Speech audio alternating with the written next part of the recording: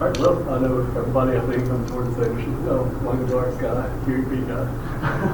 So today we're going to go over some of the basic things about the QEP and give you a refresher on what it means, why we're doing it, where it came from, and how we're implementing it, what we ultimately hope to accomplish with it. So that's what we're up to today. Okay, so Dr. Bailey just asked who can tell me about our quality enhancement plan. Anybody want to give another shot? Okay. What does QEP stand for? What? Quality enhancement plan. Quality enhancement plan. Okay. So there's question number one. Dr. Sanderson will help you with the rest. Okay, anybody feel comfortable discussing the plan? Is that a universal no? Pretty comfortable? Yeah. Okay. So over the course of the presentation, we're going to answer these other questions about how much you need to know about the QEP and where to find the answers. Okay, what is a QEP? A QEP is an acronym for Quality Enhancement Plan, a plan of action to improve student knowledge, skills, attitudes, values, or behaviors, or to impact the student learning environment and success. It's a way that we can improve the lives and careers of our students, in short. When I'm talking to students, the way that I get them to remember the definition is to read it backwards. A quality enhancement plan can be defined as a plan to enhance quality. Quality enhancement plan, a plan to enhance quality. It has to be student-based, student-focused, and it has to be measurable. So we couldn't have done anything that didn't have something directly to do with students. Why do we do it? We're accredited by the SACS COC, the Southern Association of Colleges and Schools Commission on Colleges. Every 10 years we go through accreditation, and this has to be part of it as of 10 years ago, I guess, when they first started requiring QEPs. So this is the second round of accreditation that the Quality Enhancement Plan is part of it. Why do we care what SACS COC thinks about what we do? Well, they give our students degrees value. If we aren't accredited, then basically we're handing students a worthless piece of paper, and they can't do anything with it. You all may remember Virginia College getting in trouble a few years ago. They weren't a SACS school, but they lost their accreditation from their accredited body, and we got some of their students. So When you lose accreditation, it does lots of things. Not only does it make the value of your diploma worthless, it also makes it where you can't get federal financial aid, and when the money dries up, of course, the college is closed. Right? So if we're not accredited, we just shut the doors and let the weeds grow up. Okay, what is SACS COC? We mentioned it stands for Southern Association of Colleges and Schools, Commission on Colleges. It's a regional body that accredits degree granting higher education institutions in the southern states. So every IHL community college in this region is accredited by SACS. They're divided by, the accrediting bodies are divided by region, and we'll show you a map in a minute, but for different parts of the United States, there's a different accrediting body. I was looking at a school last week, looking at a program at a school, and they're accredited by NACS instead of SACS, so there's a northern accrediting body. Our accrediting body serves Alabama, Florida, Georgia, Kentucky, Louisiana, Mississippi, North Carolina, South Carolina, Tennessee, Texas, Virginia, and Latin American countries, and some other international bodies. Wow. That's the map. So this is us. This is SACS. There's New England, Middle States. We went to NACS, and there's a school in Ohio, and there's Northwest, and California has California, Hawaii, and they're Western. Yeah. Or as Ivan Filipov says, wax. Right? So this is the stated purpose of the QEP. This is in all the QEP literature. It's in the official document. If you can remember the phrase, propagate a culture of essential skills improvement, that's the big idea. That's what we're up to. Propagate a culture of essential skills improvement. And then you want to know exactly where that's going to happen, and that's in career programs. And we're focusing on attendance and punctuality, listening, and speaking. So 3 parts: culture of essential skills, career, attendance, punctuality, listening, and speaking. Those are the things to remember. And if you want to just remember culture of essential skills instead of propagate a culture of essential skills, that's sufficient. So if you break down the statement into 3 parts, that's it. You have the culture of essential skills, career students, and and then the 3 SLOs, which are focusing on attendance and punctuality, listening and speaking. Now, before we move on, a little quiz. Just a little quiz. What does QEP stand for? Quality enhancement. The Quality Enhancement Plan. And Miss Lisa, can you define that? How do you define Quality Enhancement Plan? To attendance, listening, and speaking. All right, those are the 3 things. But Ivan, how could you define a Quality Enhancement Plan? Remember, if you read it backwards, it says what? Oh, that would be a plan for quality enhancement. In such a way, right? It's a plan to enhance quality, right? And the 3 skills that we're working on, are those called soft skills? What kind of skills do we call those? Essential. Essential skills, right? Essential skills. Why do we call it essential skills instead of soft skills? Well, because soft skills just kind of sound soft, don't they? Some of you in the back, you guys are football fans, right? How many football fans do we have here? Right? Okay, the American Association of Athletic Trainers. They are actively trying to change the name of a common condition that puts football players on the sideline, right? Have you ever heard of something called turf toe? Have you heard of turf toe? Well, as it turns out, running backs and receivers don't like to be on the injured reserve list and it say beside their name, injured reserve, turf toe, right? Because it sounds weak. The athletic trainers are lobbying to have the name of this disease changed to death toe instead of turf toe. It's death toe. Because if you've ever had turf toe, you will know that it's not weak. It's not soft. It's actually, you can't even walk, much less be a professional athlete when you have turf toe. So they want to change it to death toe. Why? Because NFL players don't like to be seen as soft, right? So it's not soft skills. We're calling them essential skills. So just to summarize, QEP is a quality enhancement plan. It is a plan to enhance quality. And we are focusing on essential skills. And the 3 essential skills that our employers, our students' employers, want them to work on are what? Attendance, speaking, and listening. I heard all 3 of those, right? I heard attendance and punctuality. That's number 1. I heard listening, which is number 2. And I heard speaking, which is number 3. Great. So if you look back at that logo, it will remind you of what those 3 essential skills are. QEP, attend, listen, speak. The QEP is on embracing essential skills, and the 3 skills are attendance and punctuality, listening and speaking. If you look at the logo without even seeing the words, the pictures will remind you of the 3 skills. If you envision each circle as a face, if you envision each circle as a face, look at the 3rd circle. It has a round opening where the what is? Where the mouth is. That's obviously speaking, right? And this one has a round Ear. It has an ear. And this one has what? An eye. And this one, it took me a long time to figure that one out, right? But I guess you have to be present in order to see. And most of the communication that we take in, guys, it comes through our eyeballs. You think that you listen with your ears, and you do, but a lot of the communication that takes place happens by watching. It happens by watching. We tell our students in the QEP lessons, we tell them that anywhere between 65 and 93% of all communication is nonverbal. How do you pick up on nonverbal messages? It's through your eyeballs, right? So you have to be present. You have to be there to be able to take it in. And that's why there's an eye. That's why there's an eye on that logo. So, how did we choose the topic? How did we choose this topic? I'm going to let Dr. Sanderson talk to you about how we chose the topic, right? Well, we started in August of 2017.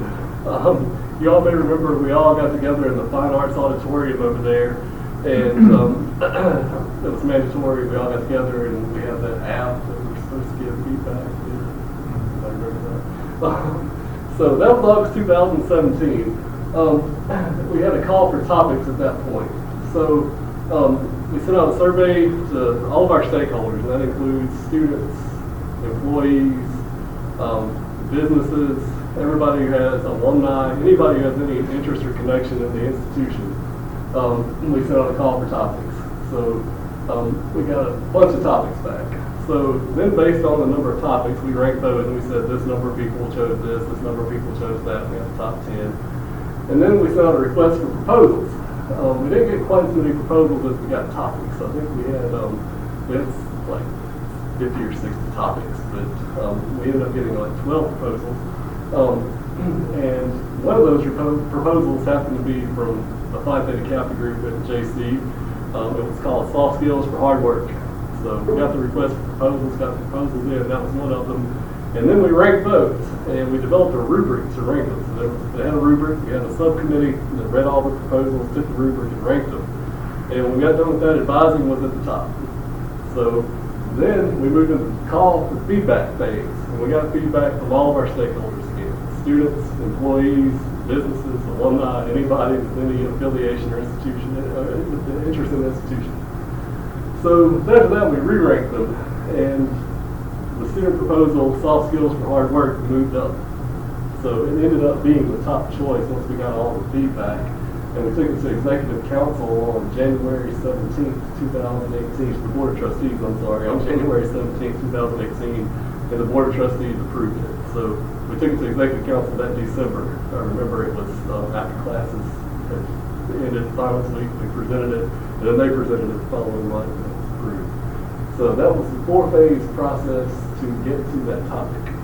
And this graphic will remind you of how we got to the topic, right? It kind of looks like a funnel, right? We started with lots of topics, then we asked people for proposals, and the proposals become fewer, and then we asked for feedback, and we narrowed it down even further, and then finally we chose the topic. So if I take this all on the screen, did somebody in the audience, would you be able to summarize how we arrived at our topic?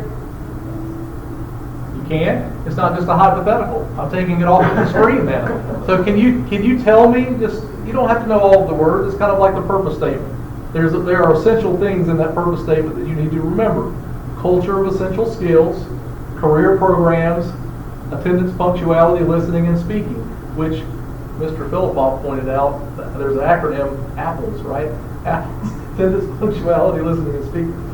So I took down the logo, and Ms. Platt wants to explain to us how we arrived at this topic of essential skills. We called for topics among students, employees, alumni, industry, businesses, or what they felt they would like to see in our topics. That was our first one. Okay, so I heard a call for topics, and we asked pretty much everybody. Employers, we asked students, we asked employees here at the college, we asked pretty much everyone to see what they said, and they said what?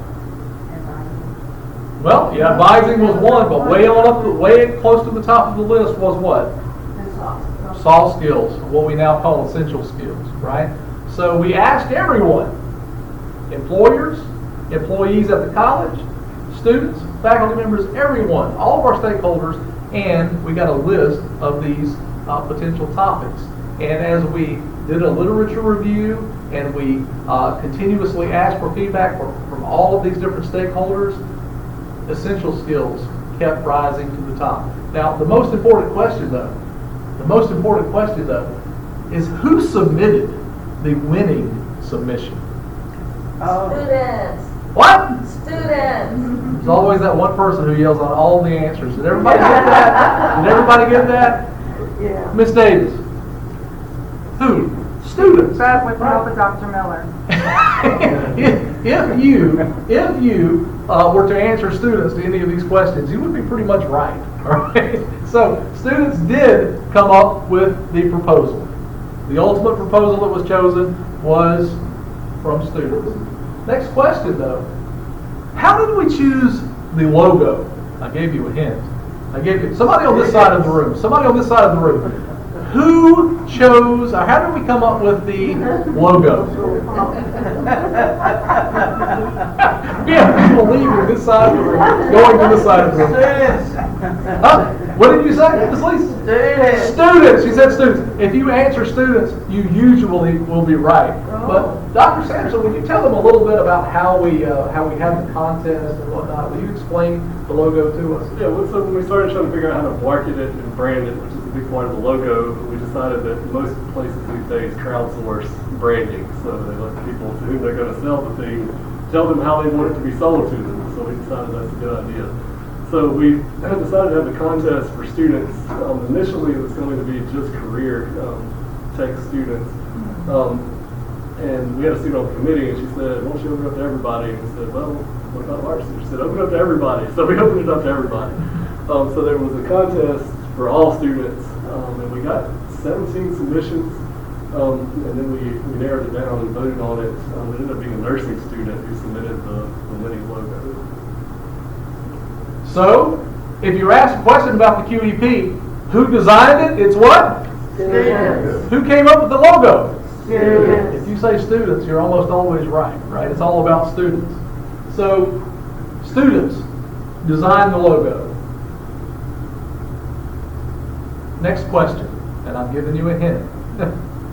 This actually has two answers. Why? Why did we choose this particular topic? Why did we choose it? Somebody tell me. Yell it out. For the students? For the students, right? That would be part of the answer. Yes, students actually asked for this particular topic. Remember, it was a student submission.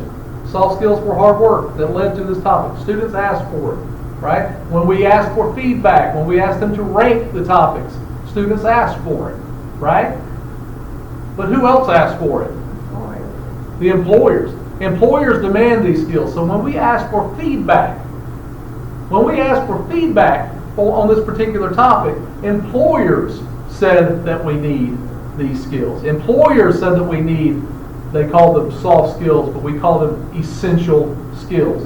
And when we narrowed it down to the 3 top essential skills, it was also employers who said attendance, punctuality, listening, and speaking were the essential skills that we should choose.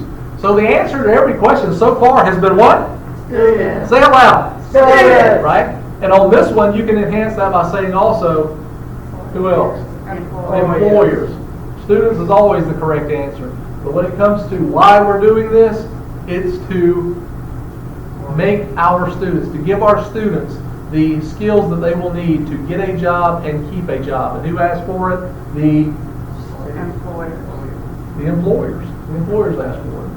So, how has the community been involved? Right? We've talked about this so far. We've talked about how we involved all stakeholders, including the community, in this process.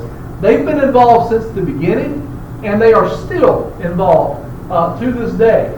So, how did we engage, Dr. Sanderson, how did we engage the community from the very beginning? Well, first with surveys. We sent surveys to everybody, and you all remember when we have to sign the intent to return, we had to do the surveys to actually sign your thing. We also have advisory councils composed of various representatives of the business and industries around us, like Chevron, Ingalls on this side of the coast, and other businesses on the other end of the coast. They meet periodically, and so they have all these people in a room that says, this is what we're trying to do, what do you think? And that's another way we engage with the community.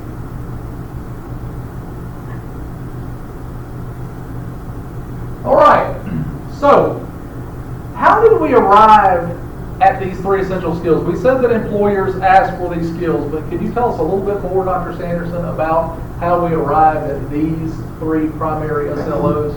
Well, research and surveys revealed quite a few essential skills. So we started with, depending on the list you look at, anywhere from 12 to about 30.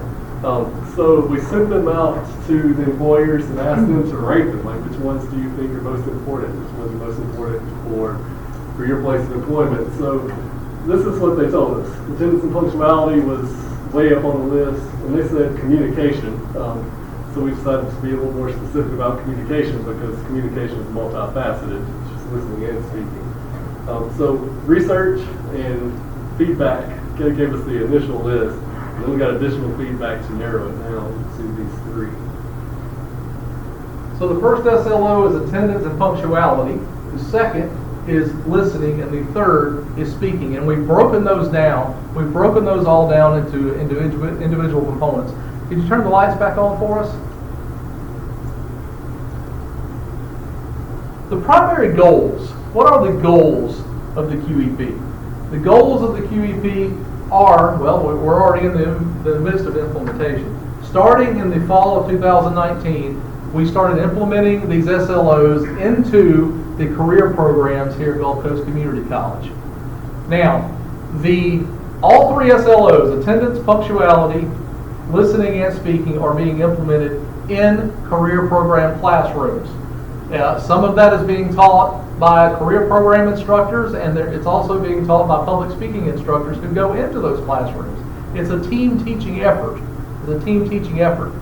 But we also started teaching a revised version of the public speaking class, SPT 1113. It's now been revised as a capstone course for the QEP. So they are being exposed in the career programs for 3 semesters, and in the 4th semester, the students who make it through 4 semesters and they enroll in the public speaking class, they're having all of these SLOs revisited. All of them are being reinforced, and the 4th set of speaking and listening SLOs are going to be implemented. I'll tell you more about that in the next few slides. We are implementing these now in the career programs, but that doesn't mean that the QEP is only affecting the career programs. We are also trying to impact the campus, the college at large, by several other ways.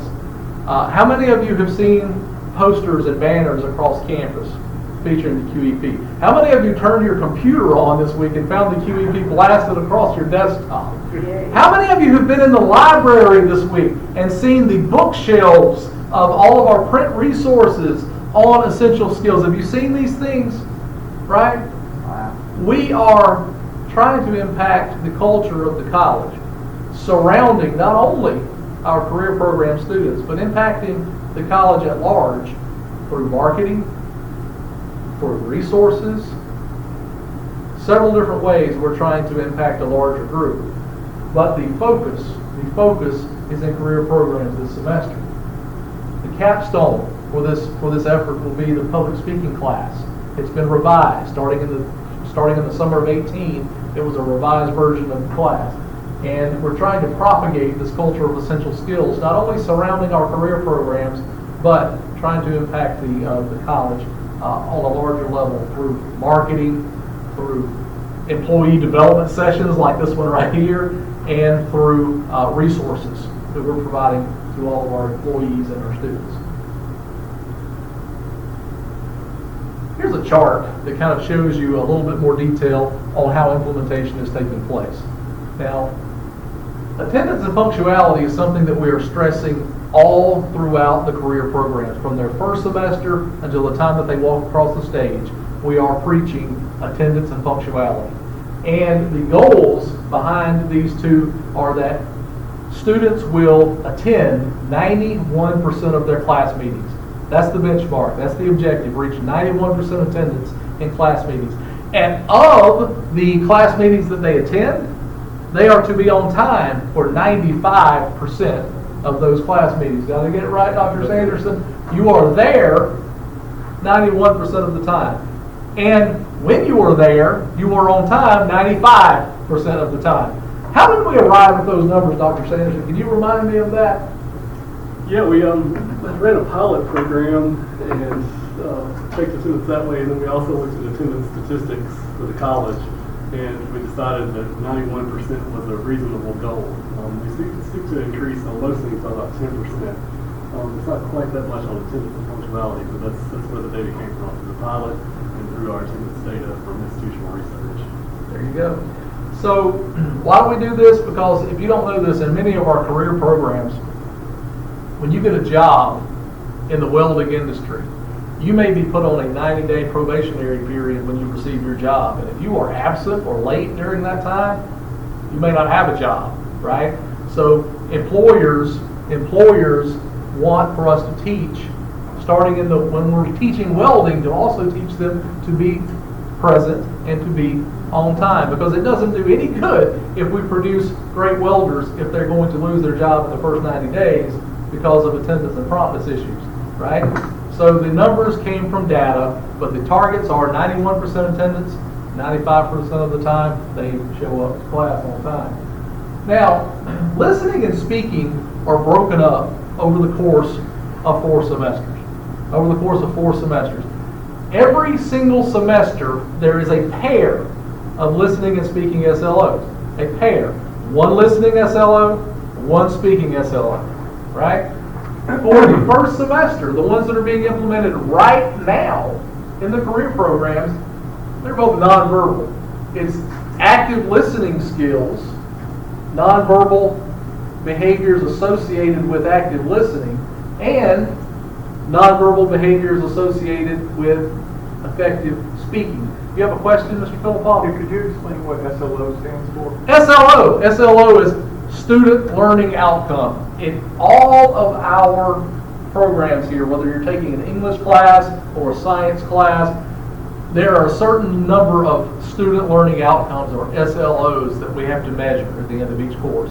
At the end of each course in public speaking, one of my SLOs is a student is able to effectively outline a speech, right? And I can go in there and I can say that they did or they did not effectively outline a speech. And I have to come up with a percentage. 93% of my students were able to effectively outline a speech, right? What are one of the SLOs for English Comp 1, Dr. Sanderson? Students will be able to construct a thesis sentence. In a nutshell, the SLO is, what will I be able to do when I get out of this course? That's right. And each course has some basic things that you should be able to do when you finish that course. When you finish the QEP training, this is what you should be able to do well. Well, Dr. Woodward and Dr. Swanson were very wise about assessment and measurement of the QEP. We aren't doing anything different in measuring the QEP SLOs than we do for our typical SLOs in any class. We just have, we instead of having the 5 SLOs that I have for public speaking, the QEP essentially has 9, right? We have 4 for listening, 4 for speaking, and then we have attendance and punctuality. So these are being measured in the exact same way as the SLOs from every course that every student takes here on this campus. So good question. Thank you for that. So the listening and speaking SLOs are rolled out in pairs. Again, in the first semester, we're focusing on nonverbal communication. Nonverbal behaviors associated with active listening and nonverbal behaviors associated with effective speaking. Tell me about nonverbals. What does that mean? What behaviors do you think that we're focusing on that indicate that you're an active listener? As I'm looking at you right now, every person in the room except for Mr. Philippoff is showing the behaviors associated with active listening. What might some of these be? Eye contact, exactly. What else? Body language. Okay, body language. Somebody said nodding. Facial expressions, body movement. What else? Taking notes. What else? Face, yes, posture and body position, right? What else? There's one that people, we have a troublemaker in the back. His name is Ivan. Ivan's sleeping on his desk, but yes, eye contact, facial expression, posture, body position. You know, body position is having to do with like what your orientation, so even my toes are pointed towards the person that I'm listening to. Right? Hands aren't crossed. That's right. Hand gestures. All of these things are nonverbals associated with active listening. And one that people typically don't list, how many of you have a cell phone with you right now? Right? Okay. Anybody in here have earbuds? What about when you bring a laptop or an iPad to class? Do you spend more time looking at Facebook than you? The last one that we're focused on in nonverbals and active listening is the mitigation of distractions. How well are you able to manage the distractions around you that help you to pay attention to what's going on, right? So the mitigation of distractions, whether it's your cell phone buzzing, are you going to ignore that text message or that notification for your 17 apps, right? Or are you going to focus on what's going on? So the mitigation of distractions is another one of those nonverbals. These same nonverbals play a role in effective speaking. Just like eye contact, facial expressions, gestures, body position, posture, all of these things affect good listening. They also affect good presentation, good effective communication. So we're teaching these in tandem. Nonverbal behaviors associated with active listening, along with nonverbal behaviors associated with good speaking. Now, besides eye contact, facial expressions, body language, as you said, gestures, body movement, posture, can you think of any more? Anybody? We cover them all? Perhaps? All right. So the first semester, we're focused on nonverbal behaviors associated with active listening and nonverbal behaviors associated with good speaking. But it builds from there. For example, after we teach a student to be a good active listener, in the second semester, we take that a step further. Each semester builds on the other. After I teach you to be an active listener, a sign that you are a good active listener could be what? How could a student prove that they listen well? Got attendance. Certainly. What could I ask them in order to see if they're actually listening? Guys, because look, we can teach them the nonverbals associated with active listening, but we really can't tell you what they heard unless we ask them, right?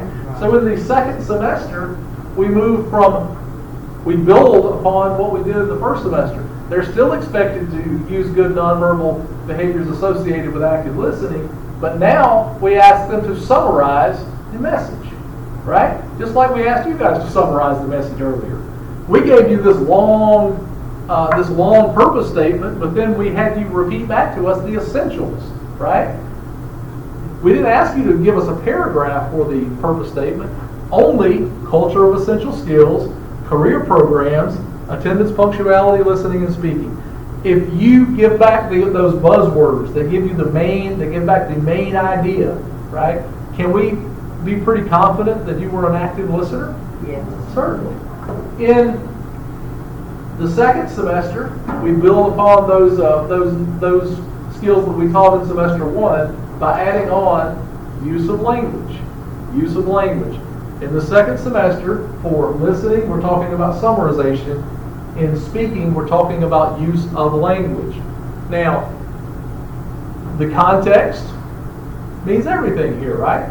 If you are speaking at an academic conference, you may speak differently than when you speak at your family reunion. I know this applies to me. I speak in a completely different way at an academic conference than I do at a family reunion in Summerland, Mississippi, right?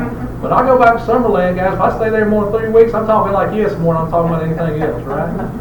So, context means everything.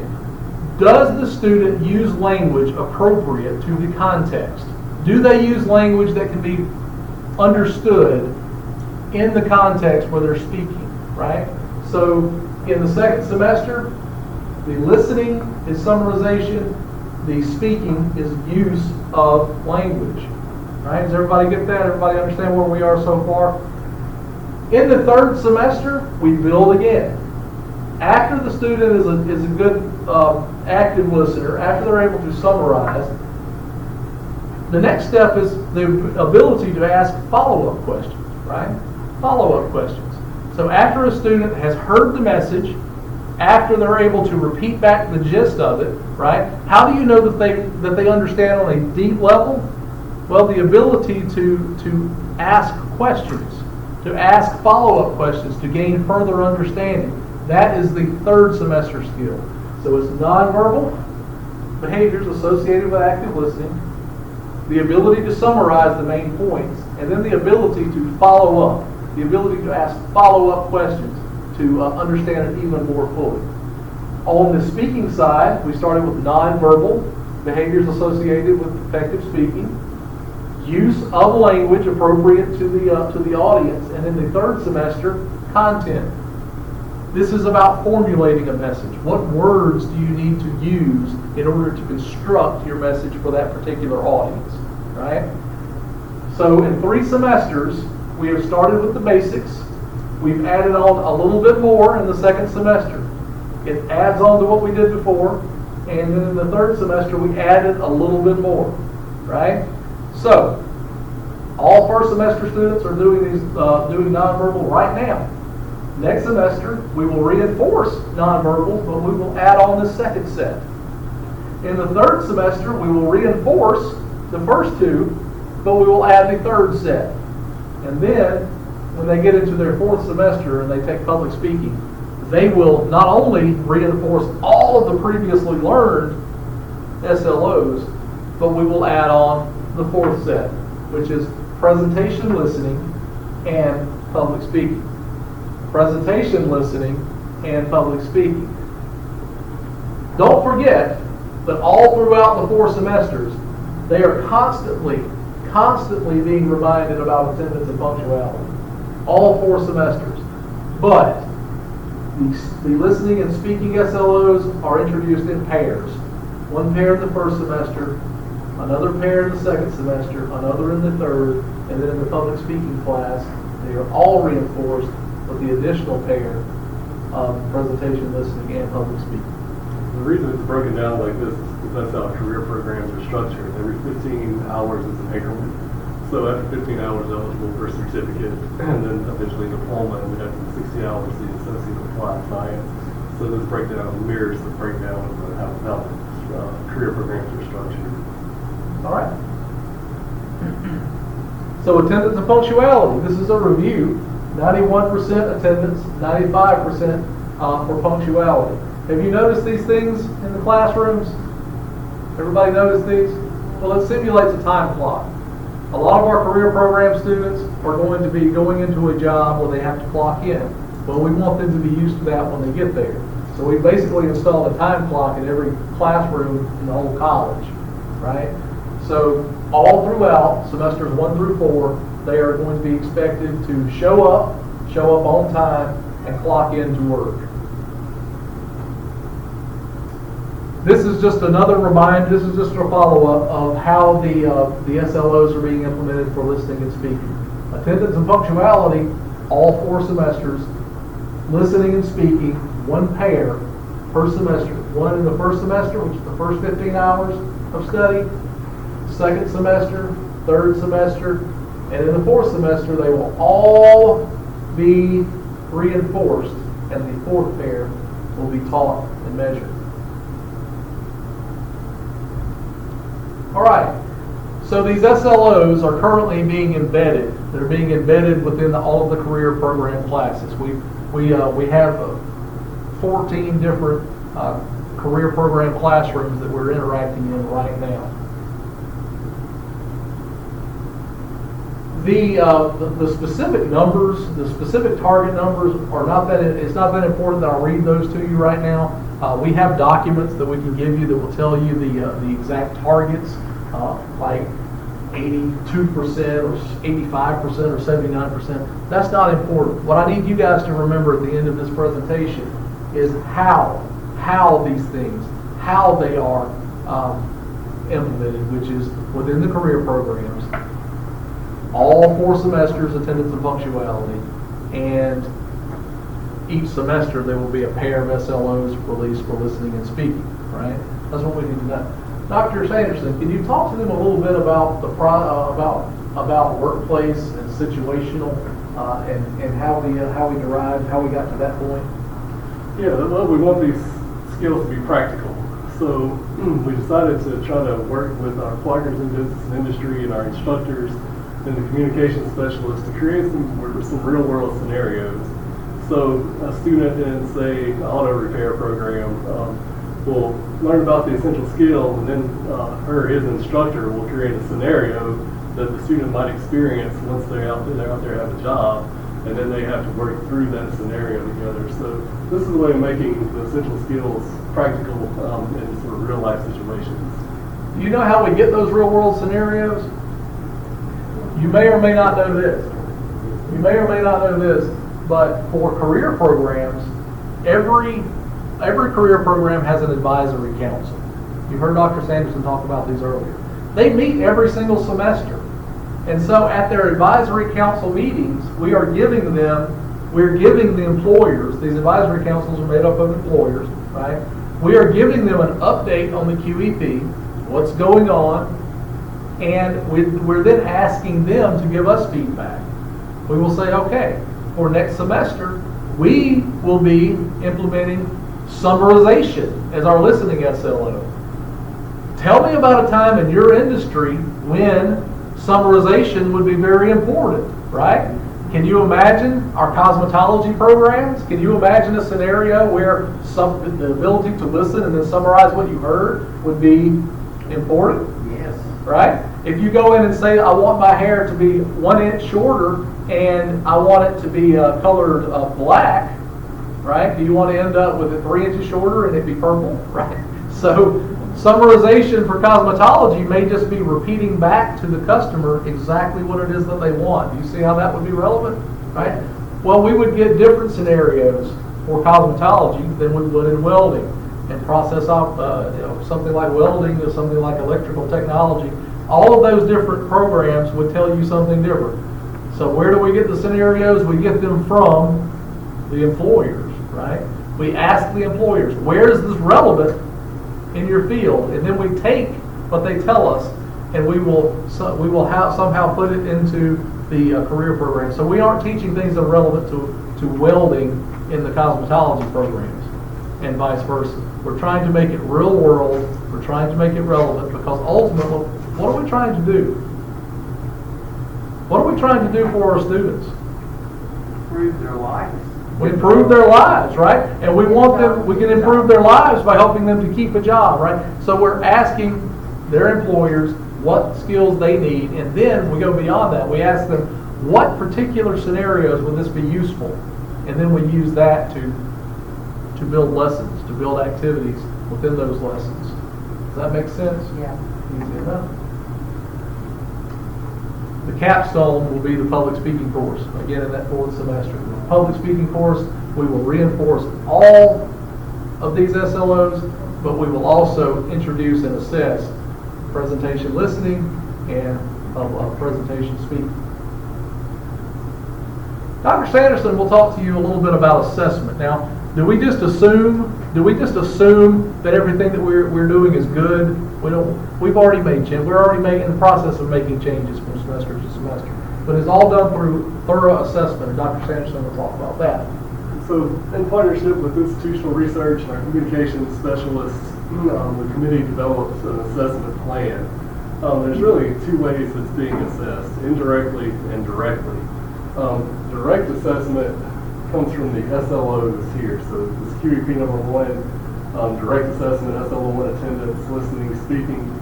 We developed rubrics, so they will assess designated assignment near the end of the semester, and then they'll collect data on all that.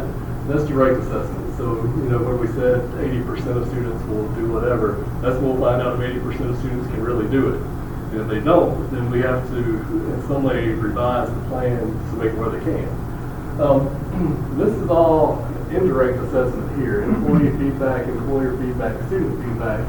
So that means you're going to keep getting surveys. And students are going to keep getting surveys, and the advisory councils will keep getting surveys, so we can get feedback from them. So they're going to ask us in employee feedback, do you think students are better in these areas?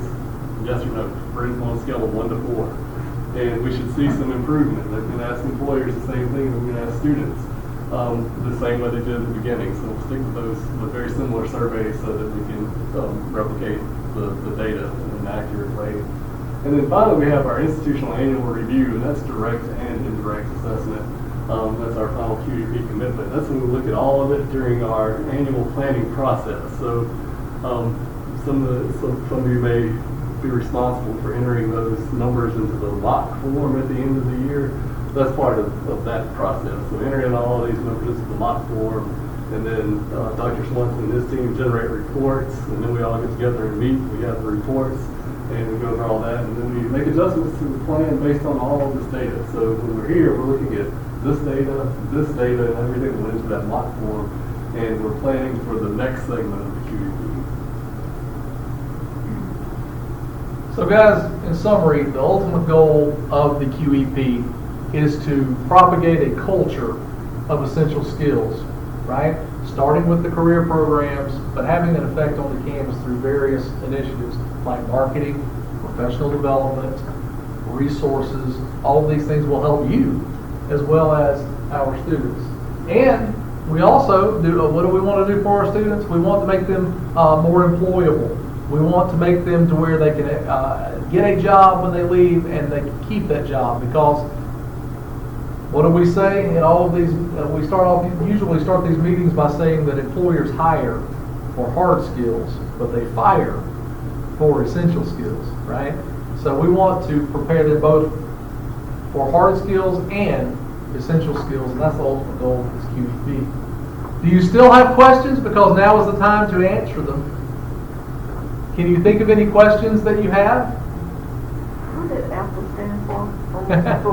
Well, that's something that Mr. Phillips came up with on the spot. But yes, attendance and punctuality. AP, attendance, punctuality, that's SLO1. Listening is SLO2. And speaking is SLO3. When will you know the progress of this program for the student, with them interacting with this? Is there, like, I know you have a measurement, like with the end of the surveys. Into the first semester, you're going to begin to work on this a second semester. Right. We want to correct problems before the second semester starts. So it's ongoing assessment. It's ongoing assessment in an official capacity, but we're also listening. All throughout this process, we're listening to our career program students. I had lunch with a career program student the other day. I talk to career program instructors all the time, and we're listening, but we're also doing it in a formal way with ongoing assessments during the semesters, at the end of the semesters, so that we can constantly make improvements. Good question. All right.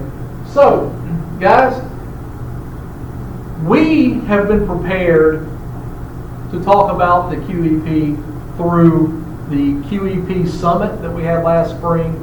We also have been prepared through fall convocation. Relevant personnel like career program instructors and the public speaking instructors have had focused EDP sessions all throughout. But how are we getting the message out to our general students, to our general student body? Well, we have a video that's being produced right now by the marketing subcommittee of the QEP implementation team. It's featuring students, and it will be shown in classrooms all over the college during a designated week, right? The students will make the video, and that video will be shown in all classrooms all throughout the college over a designated week. After that video, we will be handing the students a card. That fold-out card is kind of like the fold-out card that we received at convocation, except this one will be geared more towards students. And the QR code will lead to the student video for the QEP. So what we're going to do is challenge the students to carry this card.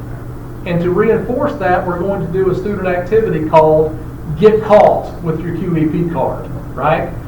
The Student Government Association, on a certain day prior to the SAC COC visit, they will be going around on campus asking students, do you have your card? And if they can present their card, their name will be entered into a drawing for fabulous prizes, right? And if they're able to answer questions, essential questions about the QEP, they will get additional entry into drawings for fabulous prizes, right? So we will make a student video. It will be shown at all classes throughout the college during a certain week. And we will be giving out cards, and we will ask the students to carry these cards with them on their person at all times. Student Government Association will be, on a certain day, asking people to present their cards and asking questions of the students for the QEP. Hopefully, they'll get caught with their cards. Maybe you can help. You can ask students, hey, do you have your card? That will be another reinforcement. Guys, I know that you have more questions, but I know that we're running out of time, and I'm happy to stay around and answer any questions that you have. But for general questions, for frequently asked questions and other information about the QEP, we have a QEP website. We have a QEP website, and you will find sections like frequently asked questions. How did we select the topic? All of these things that we've covered today, you can find them reiterated on the QEP website. Anyone thought of any more questions?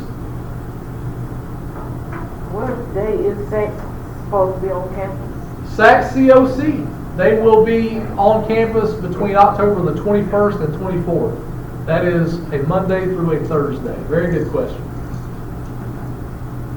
Anything else? Thank you guys for attending. You can stick around and ask questions, or you can go to our website to find any further answers. Thank you very much for coming.